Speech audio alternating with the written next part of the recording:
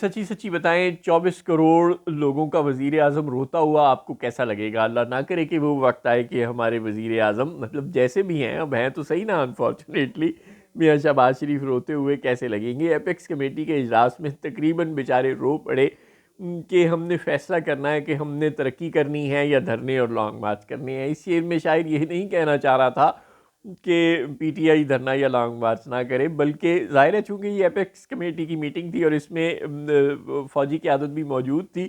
تو در حقیقت وزیر اعظم ان کو کہہ رہے تھے کہ یار اللہ دا نہ دے روکو انہاں نو پھر آ گیا جے اور انہاں دا کوئی پکا بندوبست کرو۔ ظاہر ہے وہ بیچارے رو رہے ہیں، دعائی دے رہے ہیں کہ بھائی ہمارے پاس اسٹریٹ پاور ہے نہیں، ہم وزیر اعظم پاکستان ہوتے ہوئے خود سڑک پر نکل آئیں تو کوئی ہماری نہیں سنتا، اور 3 بار کا وزیر اعظم ہمارا لندن میں جگہ جگہ ذلیل ہو کر واپس پاکستان آ گیا ہے بے نیل و نرام۔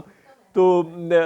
یہاں پہ یہ حال ہے کہ ایک شخص اڈیالہ جیل میں قید ہے اور وہ کال دیتا ہے اور پھر لوگوں کی بڑی تعداد اسلام آباد پر حملہ کرنے کے لیے بقول وزیر اعظم کے آ جاتی ہے۔ تو اس مسئلے کو حل کرواؤ۔ وہ اسٹیبلشمنٹ سے رو رہے ہیں، بندہ مجھے اسٹیبلشمنٹ کسی پر کریک ڈاؤن کرنے میں تو آپ کی مدد کر سکتی ہے، آنسو گیس کی شیلنگ اور لاٹھی چارج کرنے میں تو آپ کی مدد کر سکتی ہے، لیکن وہ کسی کی مقبولیت تو ختم نہیں کر سکتی۔ تو وزیر اعظم صاحب آپ روئیں یا جو مرضی کریں، اسٹیبلشمنٹ سے شکایتیں کریں یا ان کی منتیں کریں کہ وہ آپ کو پی ٹی آئی کے خطرے سے مستقل نجات دلائیں، لیکن ایسا نہیں ہوگا۔ اسٹیبلشمنٹ آپ کو بیانیہ بنا کر نہیں دے سکتی، آپ کو مقبول نہیں کر سکتی، اس کے لیے آپ کو ایسی حرکتیں کرنی پڑیں گی، ایسے کام کرنا پڑے گا، ایسا پرفارم کرنا پڑے گا کہ آپ مقبول ہو سکیں۔ لیکن آپ نے جو پہلے 16 ماہ آپ حکومت کر کے گئے، جو آپ کی ایکسٹینشن تھی یعنی 6 ماہ کی کاکڑ حکومت، اور جو اب آپ کر رہے ہیں گزشتہ تقریباً 1 سال سے، اس سے کہیں یہ ثابت نہیں ہوا کہ آپ نے عوام کو کوئی ریلیف دیا ہو، کسی شعبے میں زندگی کے ریلیف دیا ہو۔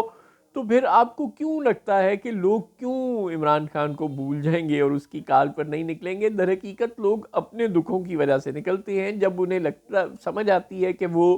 اپنے پیاروں کے لیے دوا تک نہیں خرید سکتے، خوراک تک نہیں خرید سکتے، تو پھر گریباں پھاڑتا ہے تنگ جب دیوانہ آتا ہے۔ لہٰذا برائے مہربانی اسٹیبلشمنٹ کے سامنے نہ روئیں،